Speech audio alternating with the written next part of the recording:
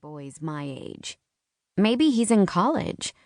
Or maybe he's one of Highland's part-time residents, spending summers on Cape Cod, and the rest of the year someplace else.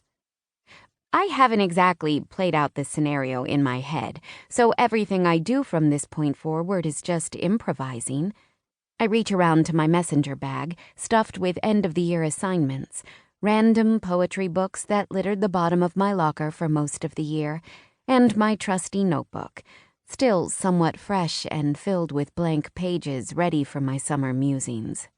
You should take my information for when the police arrive. I scribble down what I think is important, my name and cell number. Then I offer it up to him, my hand lingering between us, his eyes studying the paper for a moment. Thanks, he says, taking it with his pointer and middle finger and offering me a tight smile as he turns back to his car. Sure thing. Mac, says Melly from beside me, yanking my hand and tightening her grip. Let's go. I have to show Mom my whale. All right, Melly, chill out. I glance down in time to catch her rolling her eyes and swiping her bangs out of her face. The boy remains focused on the Audi, the khaki-hued leather interior getting soaked by the hydrant, and the gathering crowd of parents and teachers growing agitated over the fact that he was driving so recklessly around little kids.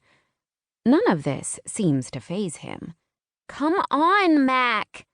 Melly pulls me down the street towards home. When we get back to the house, Mom is already inside, unpacking groceries from her shopping trip and watching the little kitchen TV on mute. Melly plows through the back door, unhooking her backpack from her shoulders and depositing it on one of the kitchen chairs.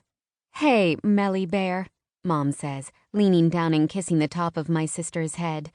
How was World Ocean Day? Exquisite, says Melly, emphasizing the T, and shoving her right whale into Mom's hands. Just like I knew it would be. All the teachers told me that the day wouldn't have gone as well if I weren't so responsible and helpful. Took the words right out of my mouth. Mom's standing at the stove, monitoring a pot of water that starts to boil softly. And how was your day, Mac? Fine, I reply. Mac almost got run over, Melly announces. What? Mom's face blanches, and she strides across the room, her hands on my shoulders. What happened? I'm fine. Melly's making it sound worse than it was.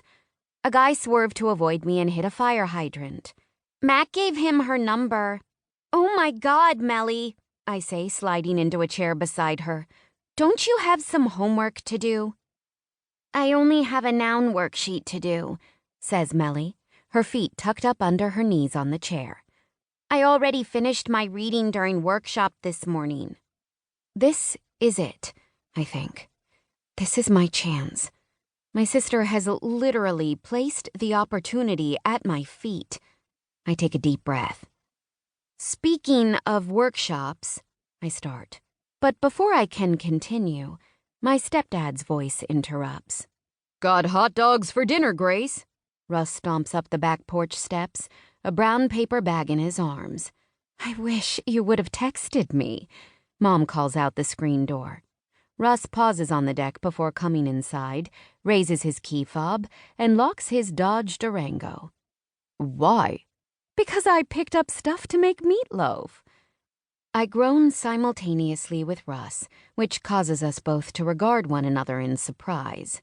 No meatloaf, I beg, pulling my notebook out of my messenger bag. I start my homework, a creative response to an article we read in class about who, what, or where we call home. I write, changing and adding a few words from fourth period.